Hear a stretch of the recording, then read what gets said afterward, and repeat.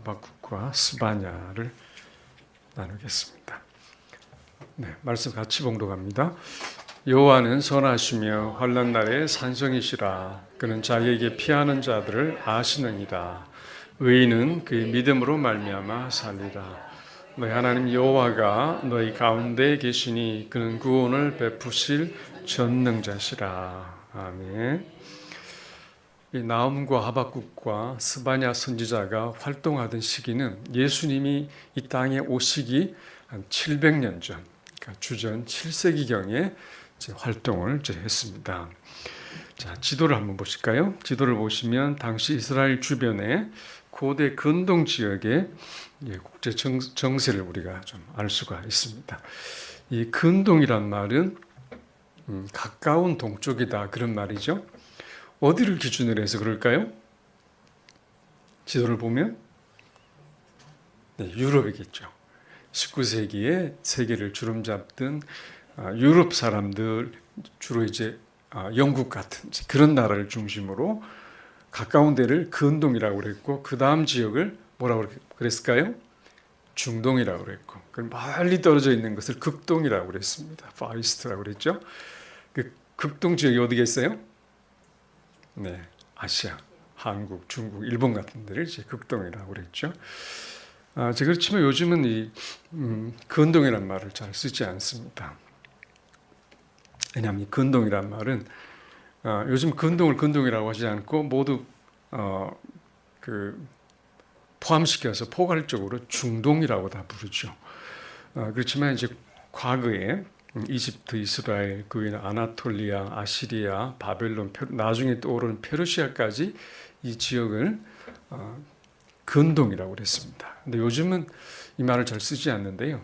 이거 쓰는 경우는 이제 이 성경을 연구하는 분야에서 주로 씁니다. 그래서 그 성구약의 역사와 연관된 지역을 이제 일컬을 때 고대 근동 지역이라고 부릅니다. 그냥 근동 지역이라고 하지 않고 고대 근동 지역이라고 이렇게 부릅니다. 구약을 공부하다 보면 자주 이 말이 나와요. 자, 근데 이스라엘을 중심으로 주변의 나라들이 이제 변화가 이제 일어나고 있는 것을 우리가 볼 수 있는데요.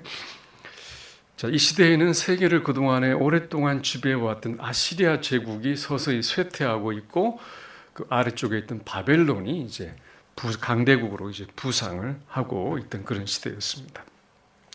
자, 이 세 예언서가 기록된 시기에 이미 북이스라엘은 아시리아에게 정복이 돼서 사라졌고, 이 남유다만 남아 있었는데 남유다도 이 아시리아가 자주 위협을 하고 괴롭혀 왔습니다. 그리고 이제 남유다 안에서도 심각한 우상 숭배와 또 악한 행위와 또 불의가 만연을 하고 있었고요. 또 아시리아가 계속 위협을 하고 있었기 때문에 유다의 미래가 매우 불안정하고 불안했던 그런 시기입니다. 자, 이런 시대에 이 세 선지자가 각각 다른 상황에서 예언의 말씀을 선포하고 있습니다. 자, 나훔은 아시리아의 수도 니느웨가 심판을 받아 무너질 것이라고 선포를 했고, 하박국은 그 악한 유다를 왜 그냥 두시는지, 그리고 그 유다를 심판하시기 위해서 왜 더 악한 바벨론을 끌어들이시는지 이 질문을 하죠. 그리고 이제 스바냐서는 유다와 모든 나라들의 임할 여호와의 날, 심판의 날을 예언하고 선포하면서 그러나 남은 자들이 하나님을 찾고 겸손히 돌아오게 될 것을 이제 촉구하고 또 예언하고 있습니다. 자, 그럼 먼저 우리가 나훔을 한번 보겠습니다. 나훔. 자, 나훔서는 이스라엘이 아닌 이방 땅 아시리아의 수도 니느웨에게 임할 심판을 선포를 하고 있는데요. 이 아시리아는 그 당시에 가장 강력한 제국이었죠. 북이스라엘을 멸망시키고 여전히 남유다를 위협하고 있던 때였습니다. 자, 그들은 이 정복한 민족을 아주 포악하고 잔인하게 다루었기 때문에 소문이 아주 악평이 나 있었죠. 또 다른 사람들의 피와 눈물로 자신들의 번영을 쌓아 올렸던 그런 나라입니다. 그래서 그들은 자신들의 이 높은 성벽과 강한 군사력 그리고 부유한 이 도시를 아주 좋아했죠. 그것들이 자신들의 삶을 영원히 안전하게 지켜줄 것이라고 생각을 했습니다. 그렇지만 하나님께서는 전혀 다르게 말씀하시죠. 다음 말씀 보실까요? 뭐라고 하셨을까요? 내가 내 대적이 될 것이다. 자신들은 이 성벽이 있고 군사력이 있고 경제력이 강하니까 우리는 영원할 것이라고 생각을 했는데 하나님이 너의 대적이 될 것이다. 그러니까 니느웨의 가장 큰 위기는 외부의 침략이 아닙니다. 하나님께서 그들의 대적이 되었다는 사실입니다. 열방과 우리 모두에게도 가장 위험한 것이 무엇일까요?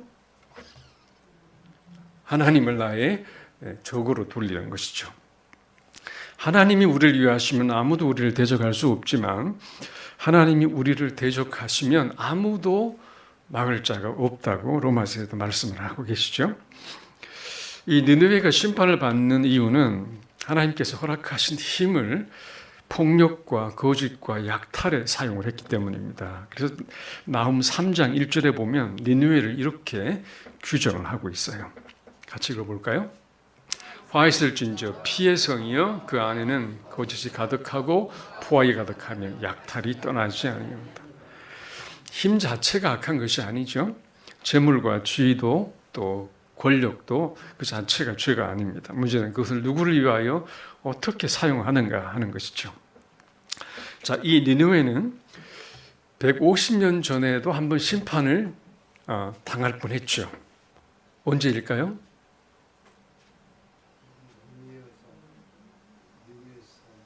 네, 어느 시대죠? 우리 지난 시간에 공부했습니다.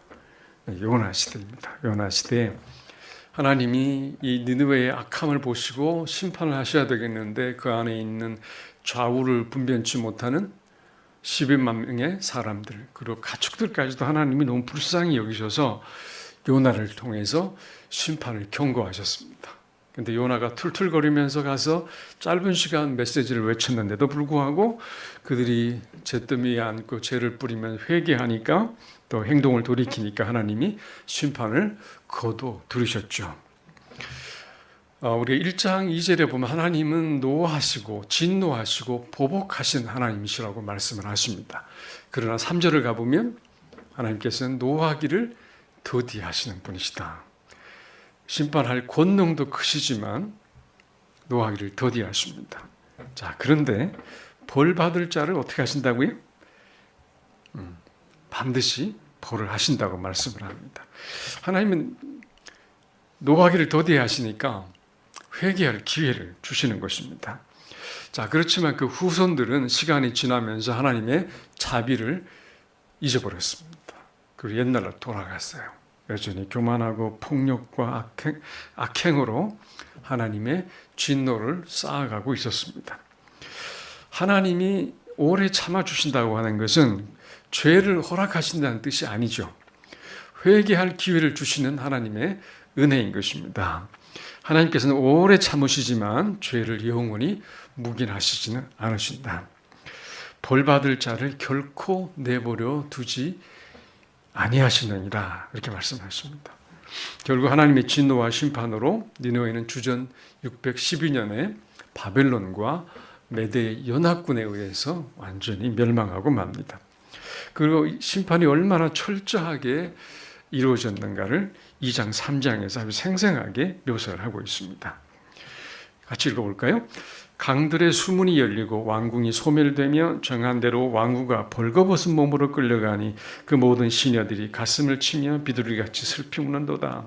왕후가 끌려간다고 하는 것은 모든 것을 다 잃었다는 이야기죠. 느느웨가 공허하였고 황폐하였도다. 주민이 낙당하여 그 무릎이 서로 부딪히며 모든 허리가 아프게 되면 모든 낯이 빛을 잇도다. 휙휙하는 채찍 소리, 윙윙하는 병거 바퀴 소리, 뛰는 말, 달리는 병거, 충돌하는 기병, 번쩍이는 칼, 번개 같은 창, 죽임당한 자의 때, 죽음의 큰 무더기, 무수한 시체여 사람이 그 시체에 걸려 넘어지니. 이것이 나훔이 하나님이 보여주신 이 환상 속에서 보았던 심판의 장면이었습니다. 그러니까 철저하게 응징이 된 것입니다. 자, 그런데 이 나훔서에는 심판의 말씀만 있는 게 아닙니다. 그 가운데 놀라운 위로의 말씀이 있습니다. 한번 볼까요? 여호와는 선하시며 환난 날에 산성이시라. 그는 자기에게 피하는 자들을 아시느니라. 동일하신 하나님께 악인은 심판자가 되시지만 하나님께 피하는 사람에게는 산성이 되어 주신다. 산성은 적이 공격해 올 때 들어가 보호를 받는 곳입니다.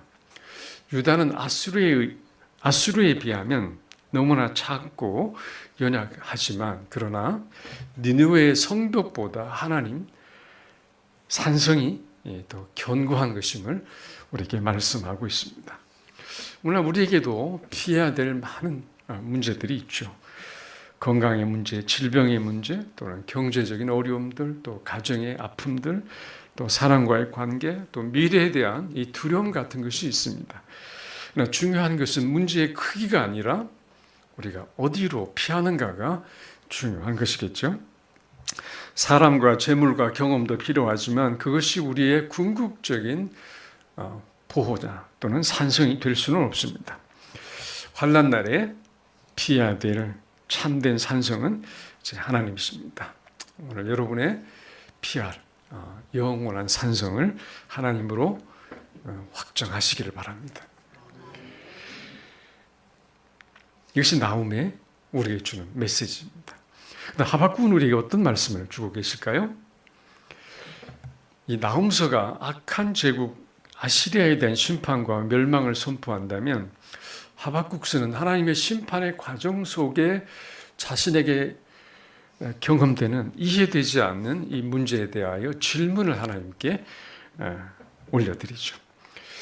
하박국 선지자가 바라본 유다는 폭력과 불의로 가득 찬 너무나 불의한 사회였습니다.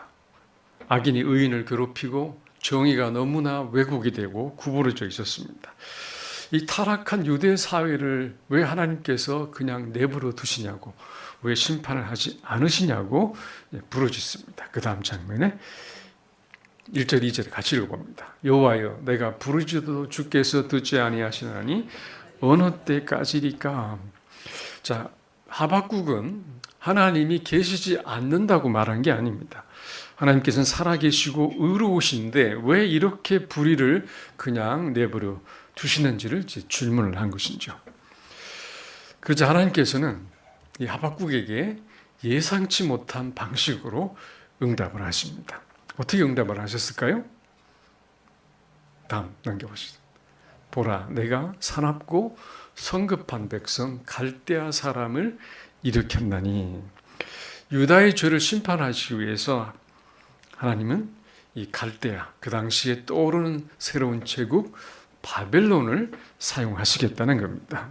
근데 이 대답이 더 큰 혼란을 가져왔습니다. 바벨론은 유다보다도 훨씬 더 악하고 잔인하고 교만한 나라였기 때문에 하박국이 다시 묻습니다. 어찌하여 거짓된 자들을 방관하시며 악인이 자기보다 의로운 사람을 삼키는데도 잠잠하시나이까? 하박국은 유다가 죄를 지은 것을 인정을 합니다. 그렇지만 어떻게 더 무자비하고 악한 바벨론을 사용하여 유다를 심판하실 수 있는지 이해되지 않은 것이죠. 그래서 그 생각을 감추지 않고 하나님 앞에 올려드립니다. 하나님께 질문하는 것 자체가 결코 불신앙이 아닙니다. 우리가 신앙생활을 하다 보면 이해되지 않는 많은 일들을 우리는 겪거나 또 그 질문들이 떠오릅니다. 그런데 오히려 질문을 하지 않고 그 의문 때문에 하나님을 떠나는 사람들이 있습니다. 이것이 불신앙이에요. 그럼 믿음은 이해할 수 없는 문제까지도 하나님 앞에 가지고 나가는 것이 바로 이제 믿음입니다. 자, 하박국은 하나님께 질문한 후에 어디로 올라갔을까요? 넘겨보십시다. 내가 내 파수하는 곳에 서며 성류에 서리라. 그가 내게 무엇이라 말씀하실는지 기다리고 바라볼 것이라고 합니다. 자, 하박국은 자기 생각대로 결론을 내리지 않았어요. 하나님께서 무엇이라 말씀하시는지 기다리고 바라보며 어떻게 대답하실는지 기대하고 있었습니다. 기도는 우리의 말만 하나님 앞에 막 쏟아놓는 게 아니죠. 기도는 하나님의 그 말씀, 응답을 듣는 태도도 함께 포함이 됩니다. 그러니까 원웨이가 아니에요. 투웨이로 상호 소통을 하는 것이 바로 이제 기도이죠. 하나님께서 하박국에게 이렇게 말씀을 하셨어요.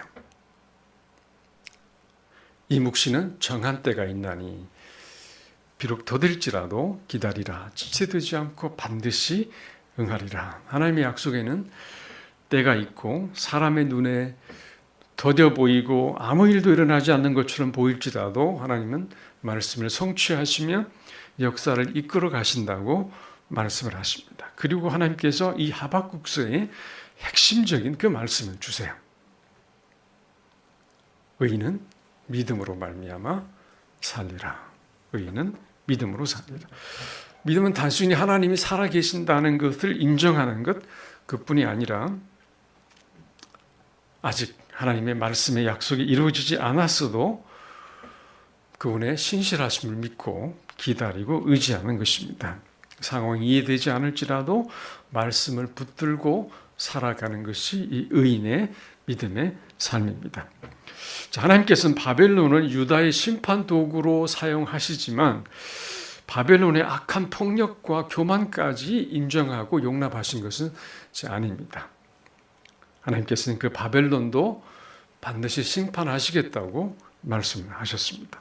하나님께서는 이 악을 자신의 목적을 위해 사용하실 수 있지만 악 자체를 정당화하거나 또는 선하다고 하지는 않으십니다. 이 하나님의 이 본심, 하나님의 응답을 듣고 난 이 하박국은 어떻게 고백을 했을까요? 오직 여호와는 그 성전에 계시니 온 땅은 그 앞에 잠잠할지라. 하나님이 그 성전의 영광으로 나타나셨을 때 온 땅은 그 앞에 잠잠할 수밖에 없다고 그는 고백을 하는데요. 그럼 모든 것을 다 이해했기 때문에 마음이 평안해진 게 아닙니다. 역사를 다스리시는 하나님을 신뢰했기 때문에 잠잠해진 것이죠. 그리고 마지막 3장에 이르면 하박국의 질문은 역시 찬양으로 바뀌는 것을 볼 수가 있어요. 현실이 좋아진 게 아니죠. 밑에 보면 아무것도 없습니다. 황폐해져 있습니다. 그리고 바벨론의 침략은 여전히 서서히 다가오고 있었습니다. 그럼에도 하박국은 어떻게 고백을 합니까? 비록 무화과 나무가 무성하지 못하며 포도나무 열매가 없으며 감람나무에 소출이 없으며 밭에 먹을 것이 없으며 우리의 양이 없으며 외양간에 소가 없을지라도 어떻게 하죠? 나는 여호와로 말미암아 즐거워하며 나의 구원의 하나님으로 말미암아 기뻐하리로다. 여러분, 무화과, 포도, 양과 소가 모두 사라진다고 하는 것은 심각한 이야기죠. 당시의 삶의 기반을 완전히 잃어버렸다는 뜻입니다. 하박국은 그런 일이 일어나지 않을 것이라고 말하는 게 아닙니다. 모든 것을 잃어버릴 수 있다는 현실조차 인정하고 있어요. 그렇지만 현실이 자신의 믿음과 기쁨을 결정하게 하지 않았다는 것입니다. 그의 기쁨은 환경이 아니라 오직 하나님께 있었기 때문입니다. 처음에 하박국은 하나님 왜 그러시냐고 질문으로 시작을 합니다. 그렇지만 마지막 하박국의 고백은 비록 그러할지라도 나는 하나님을 기뻐하겠습니다라고 고백하죠. 상황이 바뀐 게 아닙니다. 하나님을 바라보는 하박국의 시야가 바뀐 것이죠. 하박국은 처음에 하나님께 많은 질문을 쏟아냅니다. 왜 악인이 형통하고 하나님은 침묵하시고 왜 바벨론 같은 악한 나라를 사용하십니까?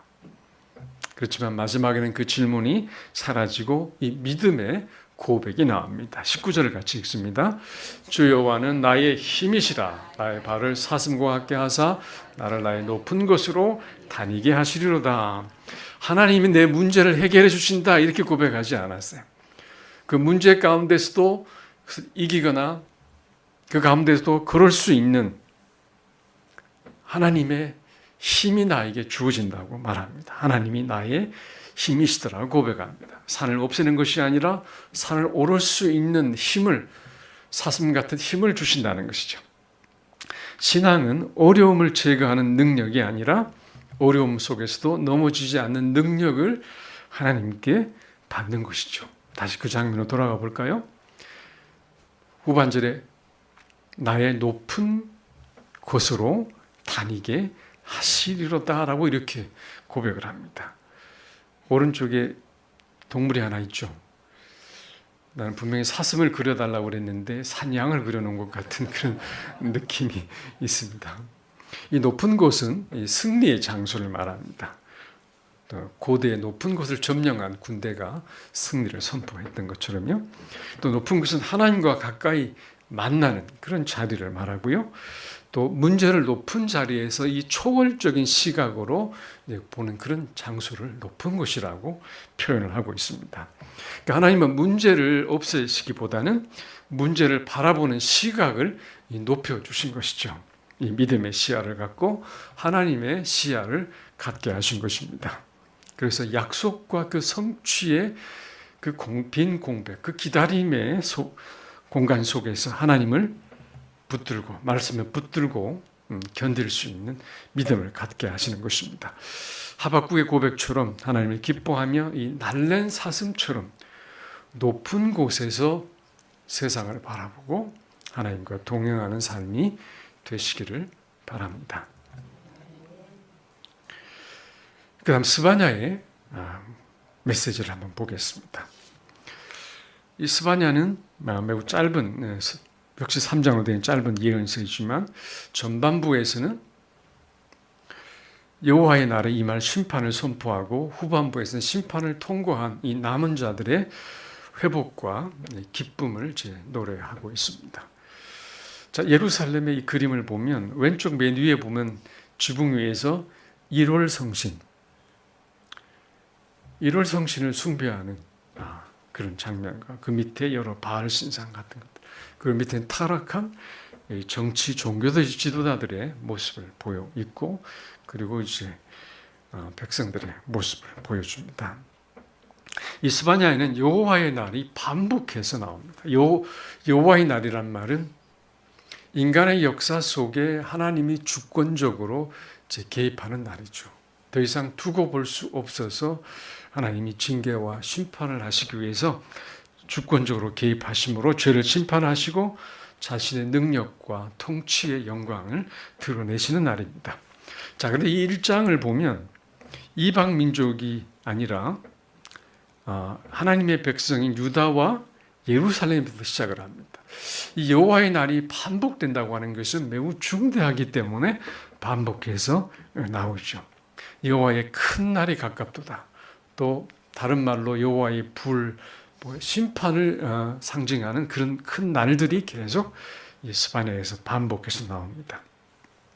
당시 유다는 우상 숭배와 사회적인 불의와 영적인 무관심에 깊이 빠져 있었는데요. 그 중에 하나님이 가장 책망을 많이 하신 것은 그들의 혼합주의적 신앙에 대해서 책망을 많이 하셨어요. 1장 5절을 보면 또 지붕에서 하늘의 무뼈에게 경배하는 자들과 경배하며 여호와께 맹세하면서 말감을 가르쳐 맹세하는 자들과 이렇게 나옵니다. 이 말감은 암몬 사람들이 숭배하는 이 국가적인 신이에요. 그러니까 어떤 신의 이름으로 맹세한다고 하는 것은 그 신을 자신의 보호자와 자신의 주인으로 받아들이는 그런 일종의 계약이죠. 그러니까 하나님께 여호와께 맹세하면서 또 말감에게도 맹세했다고 하는 것은 여호와도 섬기지만 현실적인 안정과 번영을 위해 말감도 필요하다는 것을 이야기하는 것입니다. 이들은 여호와를 완전히 버린 게 아니에요. 하나님도 믿습니다. 그렇지만 여호와와 우상 사이에서 자기들의 마음과 충성을 나누었습니다. 겉으로는 성전 예배와 절기를 지키고 여호와 이름을 불렀지만 실제로는 말감과 일월 성신을 의지했던 것이죠. 이것이 바로 혼합주의적 신앙입니다. 그러면 여러분, 이 혼합주의 신앙 오늘날에 어떻게 나타날까요? 혼합주의의 본질은, 장면 넘겨주시겠어요? 혼합주의의 본질은 하나님을 버리는 것이 아닙니다. 하나님을 믿으면서도 다른 대상을 의지하고 하나님의 말씀과 세상의 가치관을 동시에 따르는 데 있습니다. 오늘날 이 혼합주의는 하나님을 믿는다고 하면서 결정적인 순간에는 돈을 더 의지합니다. 또 말씀의 가치보다 세상의 성공과 세상의 평가를 더 중요하게 여깁니다. 문제 해결을 위해서 놓고 기도하면서도 이 성경적인 방법으로 하지 않고 비성경적인 방법으로 문제를 해결하는 그런 방식이죠. 이것이 하나님만으로는 충분하지 않다고 생각하는 혼합주의적인 불신앙입니다. 우리는 얼마나 섞여 있을까요? 옆에 사람 한번 보실래요? 내가 보니까 얼마나 섞여 있을 것 같아요. 저를 포함해서 우리가 다 섞여 있어요. 정도의 차이는 있는데 다 섞여 있어요. 왜냐하면 이 세상에 물질주의와 세속주의와 이 자본주의적 속성이 너무나 강력하기 때문에 우리가 물들지 않을 수 없는 그런 시대 속에 살고 있습니다. 그럼 어떻게 해야 될까요? 날마다 걸러내 가야 하는 그런 시대 속에 우리가 살고 있습니다. 근데 이걸 그냥 내버려 두기 시작을 하면 어떻게 될까요? 영적인 무관심과 영적인 안일에 빠지게 됩니다. 목사님도 그러고 장로님도 그러고 권사님도 집사님 다 그러는데 내가 별거야 그러면서 다 똑같이 다 함께 무너져 내립니다. 그래서 유다의 심각한 또 다른 죄는 바로 영적으로 무관심해지고 안일해지는 삶의 태도에 있었습니다.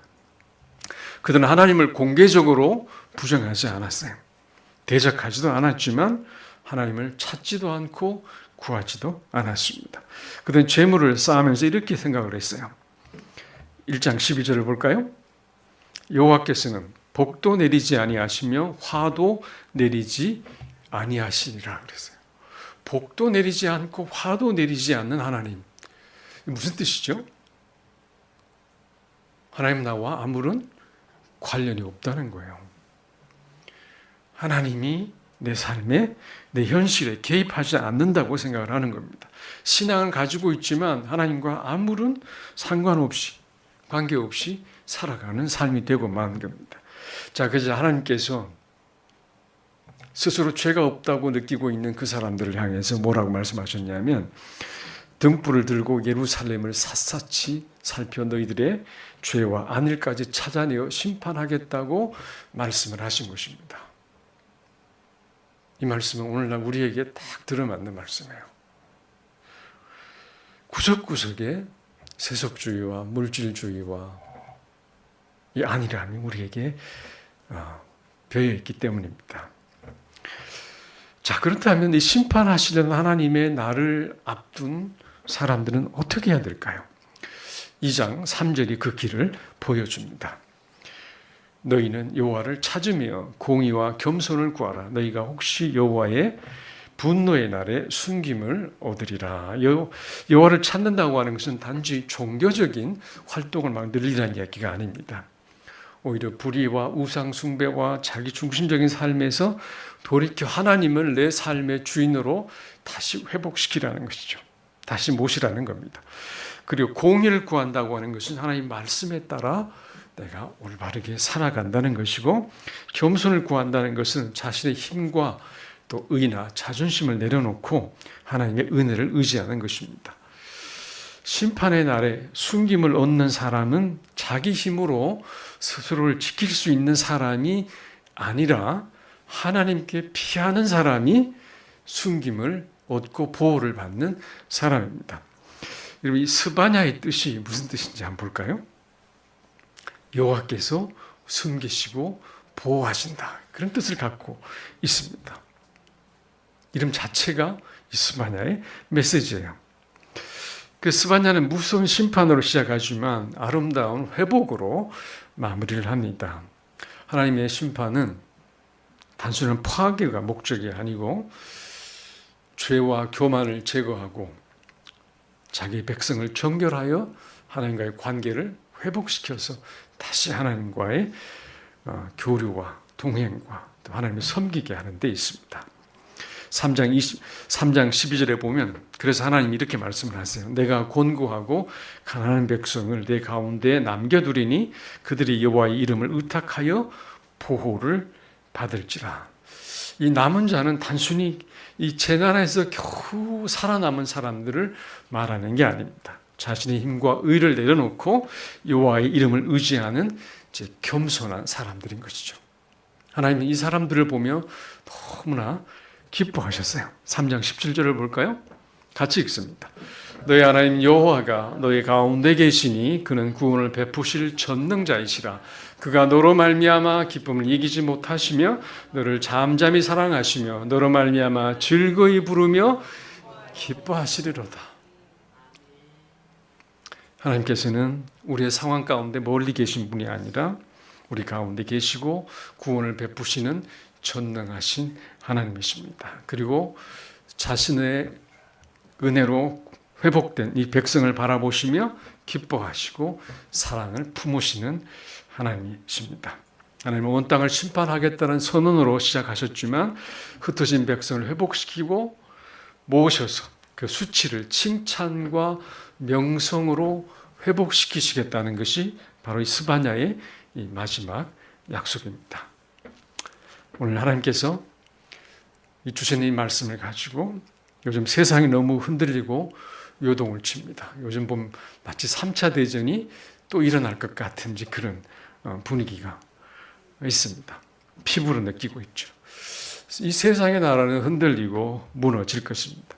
하나님의 나라는 영원한 것임을 우리가 믿고 하나님께서 십자가에서 우리의 죄를 심판하셨습니다. 그런데 그 심판을 예수님께서 담당하심으로 우리 구원의 길을 열어놓으셨습니다. 그러므로 예수 그리스도는 우리가 마지막으로 피해야 될 가장 참된 산성이십니다. 오늘 자기에게 피하는 사람을 아시고 믿음으로 기다리는 사람을 붙드시고 겸손히 돌아오는 백성을 기뻐하시는 하나님께 오늘 우리가 잠시 기도를 올려드리겠습니다. 제가 3가지 기도 제목을 올려두었습니다.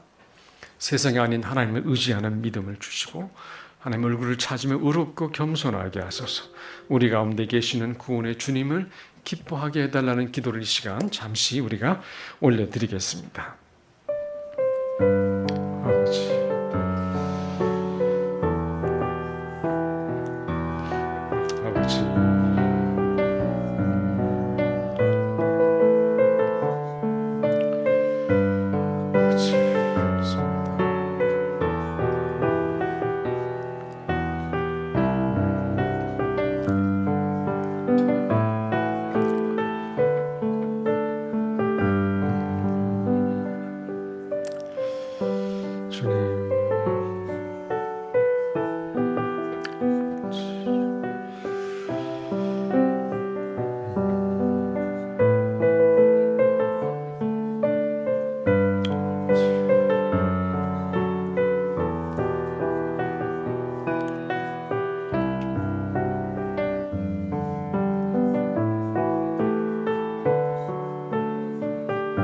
하나님 아버지, 이 세상에 물들어 있는 우리를 불쌍히 여겨 주시옵소서. 우리의 생각과 우리의 삶의 방식 속에 알게 모르게 스며든 이 세속주의를 우리가 걷어낼 수 있도록 날마다 하나님의 말씀 앞에 서게 해주시고 우리 자신을 정결하게 지켜갈 수 있게 하여 주시옵소서. 날마다 하나님을 찾으며 하나님의 공의를 따라 살아가고 겸손함으로 하나님을 신뢰하는 믿음의 삶을 주님 오실 때까지 살아갈 수 있도록 저희를 붙들어 주시옵소서. 또 우리를 그렇게 살게 하실 주의 성령을 의지하게 하여 주옵소서. 감사드리며 예수님 이름으로 기도합니다. 아멘. 네, 우리 다 일어나셔서 176장 올려드리겠습니다.